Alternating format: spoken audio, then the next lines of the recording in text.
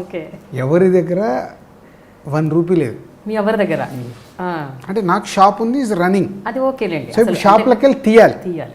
తీస్తే ఏం ఎఫెక్ట్ అవుతుందో తెలియదు. ఆ రోజు గుర్తు సాయంత్రం వరకు ఆయన కాస్ట్యూమ్ కృష్ణ గారు హైదరాబాద్ టు చెన్నై ఫ్లైట్లో వెళ్ళిపోబోతున్నారు. 7కి ఎప్పుడో ఫ్లైట్ ఉంది. మధ్యాహ్నం నుంచి ఫోన్లు చేస్తున్నారు. అంటే నేను కమిట్ అయిన నెక్స్ట్ డే డబ్బు రెడీ చేస్తున్నాము, అక్కడ 25,000, ఇక్కడ 25,000 అందరికీ చెప్తూ అందరికి ఫోన్లు మాట్లాడుతూ ఈవినింగ్ 5 వరకు ఒక 3 lakhs రెడీ చేశా. షాప్లో ఉన్న అమౌంట్ అన్నీ ఒక 3 lakhs రెడీ చేసి శిరీష్ గారికి, లక్ష్మణ్ గారికి ఇచ్చి పంపించా. ఎయిర్పోర్ట్కి వెళ్ళి ఇది ఇచ్చేసి రండి. సో వాళ్ళు అలా స్కూటర్ పైన వెళ్ళి బేగంపేట ఎయిర్పోర్ట్లో 3 lakhs ఇచ్చారు. వెళ్తుంటే వాళ్ళ స్కూటర్లో పెట్రోల్ అయిపోయిందంట. వాళ్ళకు మళ్ళీ సెంటిమెంట్, అదేంటి వెళ్తుంటే పెట్రోల్ అయిపోయింది, ఇదేదో సింబాలిక్ బాగాలేదు అని నాకు చెప్తే, ఏం లేదు వెళ్ళిపోయి ఇచ్చేసారంటే వాళ్ళు వెళ్ళిపోయి 3,03,000 ఇవ్వమన్నాను. ఎందుకో వెళ్ళిపోయి కాస్ట్యూమ్ కృష్ణ గారికి 3 lakhs ఇచ్చొచ్చారు. మళ్ళీ ఇంకొక 1 weekలో ఇంకొక 3 lakhs చేసి 6 lakhs ఫస్ట్ ఇన్స్టాల్మెంట్ అచీవ్ చేశాం. ఓకే. ఇక అక్కడి నుంచి సినిమా రిలీజ్ రోజు వరకు కష్టాలు. ఆర్పి రోడ్లో ఉన్న చాలామంది ఆఫీసులకు వెళ్ళా. 6 lakhs కట్టేశాను, మీరు 50% షేర్ తీసుకోండి అని. ఒక 3 ఆఫీసులకు వెళ్ళి అడిగేస్తే వాళ్ళకి ఎందుకు ఇంట్రెస్ట్ ఉంటుంది? ఆ సినిమా ఎందుకు జగపతి బాబు, అదేదో ఆ సినిమాలో హీరోయిన్ గుడ్డిదంట, అది ఎక్కడ ఆడుద్ది అంటే, నేను కన్నడ సినిమా చూశానని చెప్పిన నా జడ్జిమెంట్ వాళ్ళకి ఎందుకు నచ్చుద్ది? ఆల్రెడీ డిస్ట్రిబ్యూటర్గా 3 ఫ్లాపులు కొన్నాను. అండ్ సెంటిమెంట్గా కూడా ఇండస్ట్రీ ఎలా ఉంటుందంటే, ఫ్లాపులు కొన్నాడంటే అబ్బాయి ఇటు చేయి మంచిది కాదురా, జనరల్గా థాట్. ఆ బ్రాండ్ ఉంది నాకు. అయిపోయింది. ఇది ఎంఎస్ రెడ్డి గారికి తెలిసింది. ఇట్లా నేను తిరుగుతున్నాను. మాకు ఒక మీడియేటర్ సత్యనారాయణ అని ఫోన్ చేసి, ఇట్లా ఎంఎస్ రెడ్డి గారు కలవాలంటున్నారు సార్, మీరు కొన్నారంట కదా, మీరు అలా ఎవరన్నా నా పార్ట్నర్ చూస్తుంటే పార్ట్నర్. ఎంఎస్ రెడ్డి గారు లాంటి మనిషి ఫోన్ చేసి నేను కొన్న సినిమాలో పార్ట్నర్షిప్ అడుగుతున్నా అంటే, నాకు ముందు ఆ ఎగ్జైట్మెంట్. ఎంఎస్ రెడ్డి గారు అంటే ఒక లెజెండరీ. ఆయన సినిమాలు తలంబ్రాలు, ఆహుతి, అంకుశం అని గుర్తొస్తుంటే అంటే చిన్న షవరింగ్. ఆయన ఎందుకు ఫోన్ చేశారు? నేను ఎంతోమందిని అడిగితే వద్దన్నారు, ఆయన ఎందుకు ఫోన్ చేశారంటే శబ్దాలకి వచ్చాం, స్కూటర్ వేసుకొని వచ్చాం. ఆయన కలుస్తున్నాను ఎగ్జైట్మెంట్, సెల్ ఫోన్ కూడా లోపల పెట్టుకొని అన్నీ చూసుకొని వెళ్ళిపోయి కూర్చున్నాను. ఏం పేరు నేను? వెంకటరమణారెడ్డి అని. రెడ్డివా? మరేంటి రాజు అని పిలుస్తారేంటి? అప్పుడు నైజాం రాజు అనేవారు.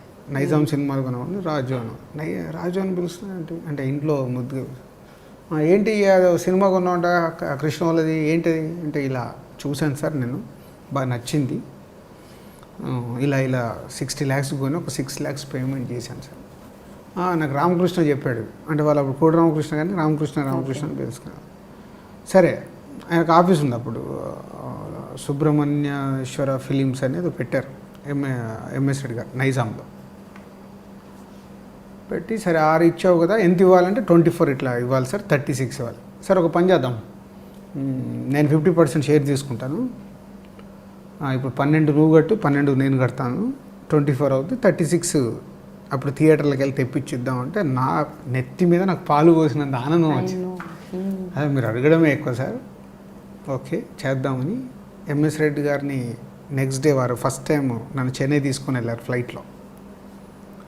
వెళ్ళి వాళ్ళ ఆఫీస్కి వెళ్ళి అగ్రిమెంట్ ఎంఎస్ రెడ్డి గారి మీద చేయించారు.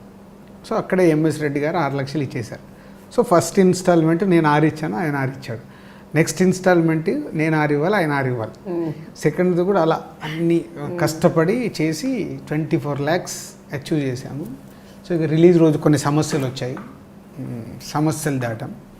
అంటే ఎంఎస్ రెడ్డి గారికి ఉన్న ఇమేజ్ వల్ల తను చూసి కొంచెం ఏదో ట్రిమ్ చేయమన్నాడు ఆ రోజుల్లో. శబ్దాలకు ప్రింట్ తెప్పించుకొని ఆయన్ని ట్రిమ్ చేసేసి నైట్ ప్రొడ్యూసర్స్ కోడి రామకృష్ణ గారు అప్సెట్ అయిపోయి, వాళ్ళకి ఏదో ఫైనాన్షియల్ ప్రాబ్లం వల్ల ప్రొడ్యూసర్స్కి రిలీజ్ కొంచెం 1 షో రిలీజ్ కాలేదు. ఎంఎస్ రెడ్డి గారు మట్టుకు నైజాంలో సంధ్య థియేటర్ ప్రింట్ పంపించి రిలీజ్ చేసేసారు. అంత క్రమ్జీ అయింది. బట్ సినిమా సూపర్ హిట్ అయిపోయి నాకు ఫోన్స్ వస్తున్నాయి, ఇట్లా రిలీజ్ అయింది, సూపర్ హిట్ అయింది, ఇక్కడ ఫైనాన్స్ క్లియరెన్స్ కాలేదు. సో కాస్ట్యూమ్ కృష్ణ వాళ్ళు వీళ్ళు ఇంకా మేము కేసులు పెడతాం అవి ఇవి అంటే నేను మళ్ళీ కాస్ట్యూమ్ కృష్ణ గారి దగ్గరికి వెళ్ళి సార్ మీరు ఏది చేసినా డ్యామేజ్ జరిగేది నాకు, నన్ను ఇక్కడ వరకు తీసుకొచ్చింది మీరు. ఇప్పుడు ఎంఎస్ రెడ్డి గారు ఏ డబ్బులు అయితే కట్టియాలో అది నా రెస్పాన్సిబిలిటీలు తీసుకొని నేను కట్టించేస్తాను. సో నైజాం మట్టుకు మీరు డిస్టర్బ్ చేయకండి అంటే పాపం ఆయన ఇమ్మీడియట్లీ అలా పాటను చూసుకొని సార్ అలా డబ్బులు వచ్చేస్తున్నాయి కాబట్టి మనం ఏం మాట్లాడేది, ఇంకో 5 lakhs వల్ల ఏదో ఎక్కువ అడగడం, సో రిలీజ్ తర్వాత కడతానని నేనే పర్సనల్గా నోట్ రాసి ఇచ్చి చెక్ ఇవ్వడం, అలా ఇలా చేసి నైట్ వెళ్ళిపోయి 2 days నిద్ర లేదు నాకు. సంధ్యా థియేటర్లో ఫస్ట్ టైం సెకండ్ షో ఆ కళ్ళు మూసుకుంటూ సినిమా చూశాను. Cinema super hit. అది ఇట్స్ ఏ ఫిలిం ఇండస్ట్రీలో ఇట్స్ టర్నింగ్ నాకు, turning point. Yeah.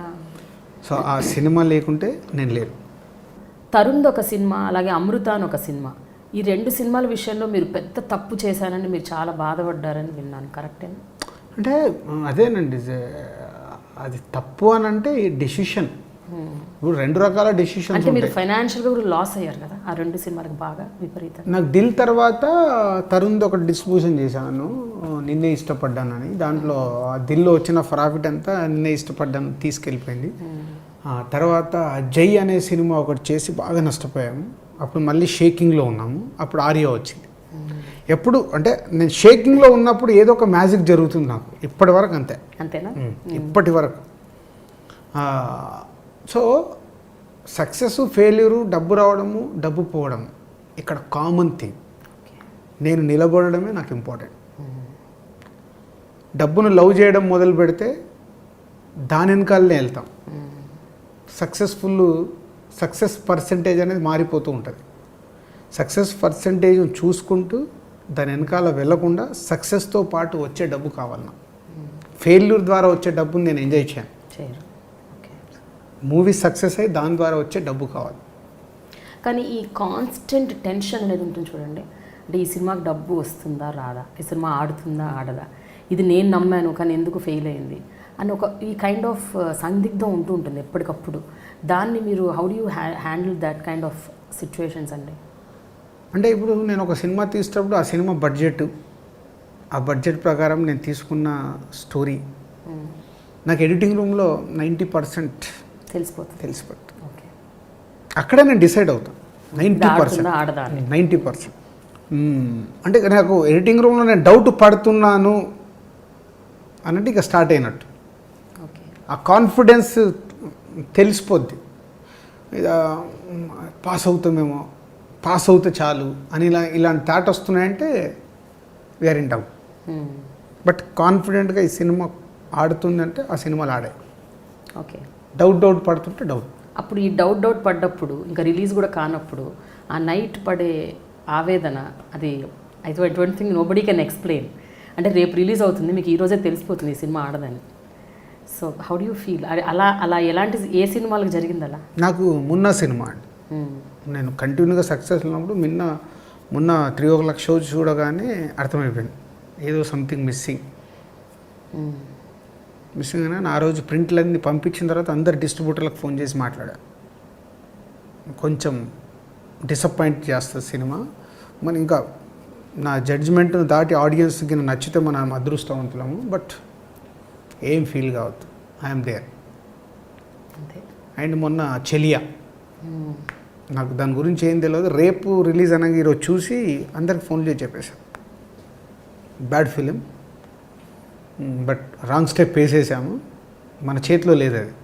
So okay బంగారం ఆడింది కదా అని మణిరత్నం గారి సినిమా ఇంట్రెస్ట్ ఉంటుందని వెళ్ళాము, బట్ మిస్ ఫైర్.